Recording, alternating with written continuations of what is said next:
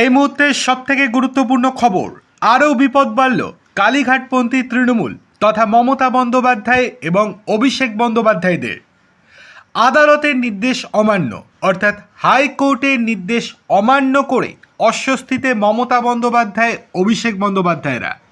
কলকাতায় 21শে জুলাইয়ের শহীদ দিবসের সভাকে কেন্দ্র করে আদালত অবমাননার গুরুতর অভিযোগ উঠেছে।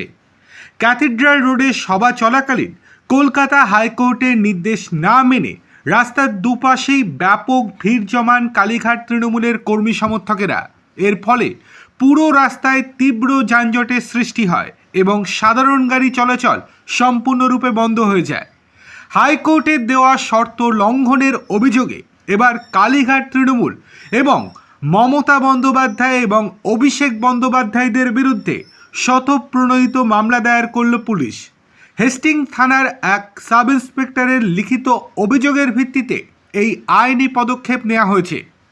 পুলিশ সূত্রের খবর, 21শে জুলাইয়ের সমাবেশ উপলক্ষে ক্যাথিড্রাল রোড ব্যবহারে অনুমতি দেওয়ার সময় কলকাতা হাইকোর্ট পরিষ্কার নির্দেশ দিয়েছিল যে রাস্তার কেবল এক পাশে সভা করা যাবে, অন্য পাশটি সর্বসাধারণের যানবাহন চলাচলের জন্য পুরোপুরি খোলা রাখতে হবে যাতে রাস্তায় চলাচল ব্যাহত না হয়।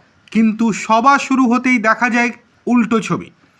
আয়োজকদের আহ্বানে আসা কর্মী সমর্থকেরা রাস্তার পূর্ব অংশের পাশাপাশি পশ্চিম অংশেও জমায়েত হতে থাকেন, ফলে পুরো রাস্তাটি এক প্রকার স্তব্ধ হয়ে যায়। পরিস্থিতি নিয়ন্ত্রণে আনতে এবং বড় ধরনের যানজট এড়াতে শেষ পর্যন্ত পুলিশ ভিক্টোরিয়া মেমোরিয়ালের সামনে দিয়ে অন্যান্য গাড়িগুলোকে ঘুরিয়ে দিতে বাধ্য হয়েছিল। এতে শহরের একটি বড় অংশে মারাত্মক যানজটের সৃষ্টি হয়। পুলিশের দাবি, আদালতের সুস্পষ্ট নির্দেশ থাকা সত্ত্বেও জেনে শুনে তা অমান্য করা হয়েছে, যা সরাসরি আদালত অবমাননার শামিল। এই ঘটনার পরিপ্রেক্ষিতে হেস্টিং থানার সমাবেশটির আয়োজক এবং কালীঘাট তৃণমূলের আহ্বায়কদের বিরুদ্ধে রাস্তা অবরোধ করা এবং আইনি নির্দেশ না মানার বিভিন্ন ধারায় মামলা রুজু করেছে পুলিশ। তদন্ত শুরু করে ইতিমধ্যেই অভিযুক্তদের শনাক্তকরণের কাজও শুরু হয়েছে। প্রয়োজনে দলটির কার্যালয়ে পুলিশি নোটিশ পাঠানো হতে পারে বলে জানানো হয়েছে। এমনকি হাইকোর্টে পুলিশের তরফ থেকে দৃষ্টি আকর্ষণ করা হবে এই বিষয় নিয়ে। সুতরাং আরও বড় সমস্যায় মমতা বন্দ্যোপাধ্যায় অভিষেক বন্দ্যোপাধ্যায়রা সেটা বলার অপেক্ষা রাখে না।